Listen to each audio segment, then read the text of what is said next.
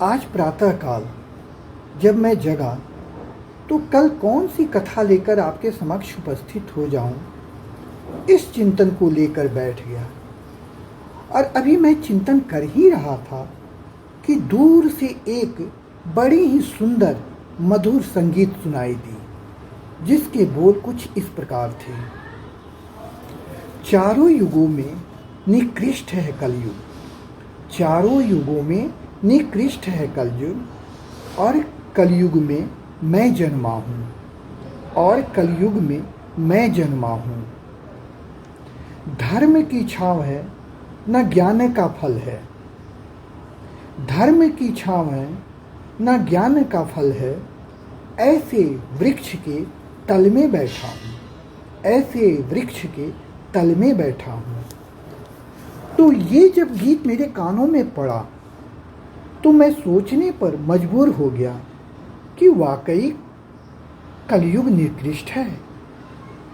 मेरे ग्रंथों में 2 कथाएं आई हुई हैं, उन कथाओं को आपके सामने रख रहा हूँ और आप इन कथाओं को सुनकर बतावें क्या वाकई कलयुग निकृष्ट है। तो चले पहली कथा की ओर। बात उस समय की है कि हरिद्वार में हर की पौड़ी पर एक युवती अपने 2 वृद्ध पुरुष व्यक्तियों के साथ बैठकर बड़ी जोरों से विलाप कर रही थी। यह 16 साल की रूपवती तरुणी थी और उसके सम्मुख 2 वृद्ध मरणासन पर पड़े हुए 2 व्यक्ति थे, जिसे वो देखती और जोर जोर से रो रही थी। इतने में देवर्षि नारद का वहां आगमन हुआ। नारद ने उस युवती से पूछा, हे देवी, आप कौन हैं और आपकी स्थिति ऐसी क्यों है, आप क्यों रो रही हैं, और ये जो 2 वृद्ध पुरुष हैं वो कौन हैं, ये मरणासन में पड़े हुए हैं, आपकी सहायता के लिए कोई यहाँ उपस्थित नहीं है। तब उस युवती ने नारद जी से कहा, हे देवर्षि नारद, मैं भक्ति हूँ और ये दोनों पुरुष मेरे पुत्र हैं। धर्म, ज्ञान और वैराग्य, यानी ज्ञान और वैराग्य, ये 2 मेरे पुत्र हैं। क्या कहें, सतयुग में ये युवा थे, द्वापर में, त्रेता युग में, सभी में युवा थे, लेकिन इस कलयुग के आगमन का आभास होते होते ये यहाँ आकर वृद्ध हो गए, मरणासन पर पड़ गए, और मैं जो वृद्ध थी वो तरुणी हो गई, 16 वर्ष की युवती हो गई। ये कैसा प्रकृति का चमत्कार है। ईश्वर ने मेरे साथ इतना बड़ा अन्याय क्यों किया।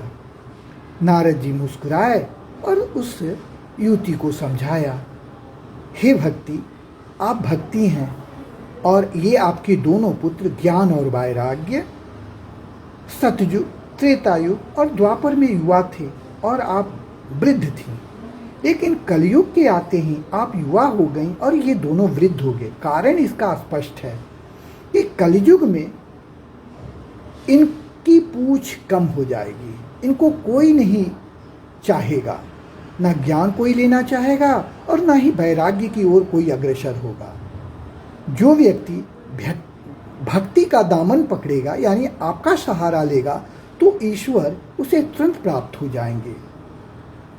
कलयुग में न ज्ञान का चलेगा और न वैराग्य का, और आपके शरण में जो मनुष्य आएंगे ईश्वर उसकी तुरंत सहायता करेंगे। यही आपका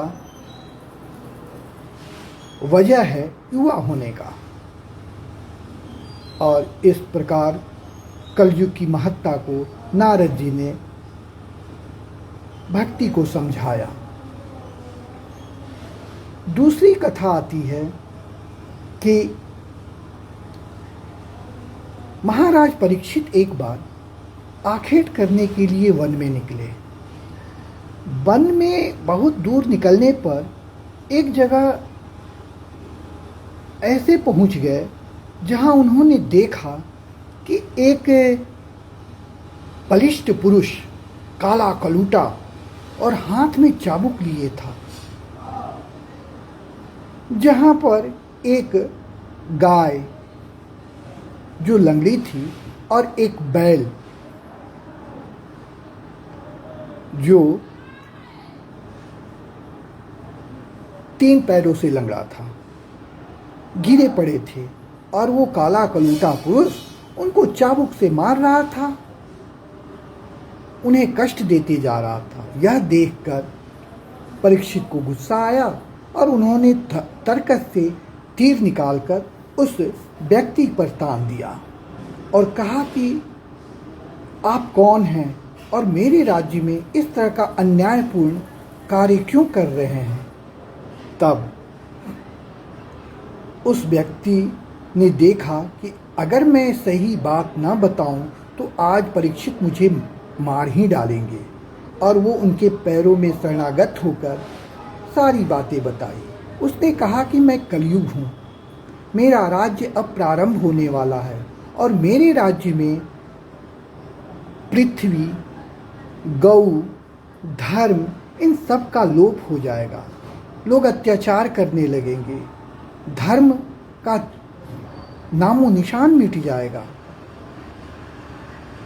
क्योंकि मेरा राज्य है, मैं कुछ भी कर सकता हूँ।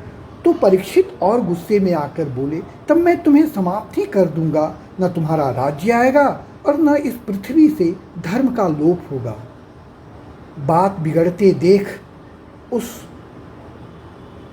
पुरुष ने परीक्षित का पैर पकड़ के कहा, हे महाराज, मेरे अंदर बहुत सारी गलतियां हैं, लेकिन एक अच्छाई भी है। अगर वो अच्छाई आपको अच्छी लगे तो मुझे जीवन दान दीजिए। परीक्षित ने पूछा, कौन सी अच्छाई बताओ। उस व्यक्ति ने बताया, कलयुग ने परीक्षित से बताया कि मेरे अंदर एक अच्छाई ये है कि तीनों युगों में व्यक्ति ईश्वर को प्राप्त करने के लिए हजारों वर्ष तपस्या करना पड़ता था, घर त्याग कर वानप्रस्थ ग्रहण करते थे, संन्यास ग्रहण करते थे, फिर भी उनका जीवन समाप्त हो जाता था और ईश्वर की प्राप्ति नहीं होती थी। लेकिन मेरे राज्य में कोई भी व्यक्ति, कोई भी इंसान, कितना हो पापी क्यों ना हो, लेकिन अगर भक्ति भाव से आत्मसमर्पण ईश्वर के चरण में कर दे, एकाग्रचित होकर अपना सर्वस्व उनके आगे सौंप दे, तो ईश्वर तुरंत प्रसन्न हो जाएंगे और उसके हर बाधाओं और कष्टों का निवारण कर देंगे। परीक्षित के मन में यह बात घर कर गई कि वाकई ये बड़े काम की चीज़ है। इसके राज्य में ये हो जाए तो कोई पापी बचेगा ही नहीं, सभी भगवान के शरण में चले जाएंगे। और उन्होंने उसे जीवन दान दिया कलयुग को। तो कलयुग उनसे प्रश्न किया कि हे महाराज, मैं आपके राज्य में कहाँ रहूं, कहाँ निवास करूं। और परीक्षित ने उसे स्थान बताते हुए कहा, जहाँ मधुशाला हो, मदिरा का पान हो रहा हो, जहाँ वेश्यालय हो, जहाँ स्वर्ण को एकत्रित किया गया हो, सोना हो, जो गहने हैं, स्वर्ण आभूषण हैं, वहाँ इन सारे जगहों पर तुम्हारा निवास रहे। और यह सुनकर कलयुग प्रसन्न हुआ और वहाँ से वो चल पड़ा। फिर बाद में कलयुग का आगमन हुआ। धीरे धीरे कलयुग ने अपना राज्य विस्तार किया। तो इस कलयुग में बहुत सारी बुराइयां हैं, लेकिन उसकी 2 अच्छाइयां आपने देखी, एक भक्ति और एक समर्पण। दोनों कलयुग में अपने पूर्ण चरम पर है। अगर हम इसका सहारा पकड़े तो हमारा नैया पार लग जाएगा इस भवसागर से। हम कल छपट का सहारा छोड़ भक्ति को अपना लें, ईश्वर के आगे समर्पण कर दे, तो हमारा उद्धार ही उद्धार है। शायद आप आज के बाद से कलयुग को निकृष्ट न मानेंगे और कलयुग की जो खूबियां हैं उसको आप अपने जीवन में उतारने का भी प्रयत्न करेंगे। आज के लिए इतना ही। और अगली कथा में महाराज परीक्षित ने जो स्वर्ण आभूषणों पर कलयुग को रहने की बात कही थी, उसका क्या दुष्परिणाम हुआ वो लेकर आऊँगा और उस कथा के माध्यम से यह सिद्ध करना चाहूँगा कि विधाता ने जो तय कर रखा है वो तो होना ही है इंसान के जीवन में। आज के लिए इतना ही।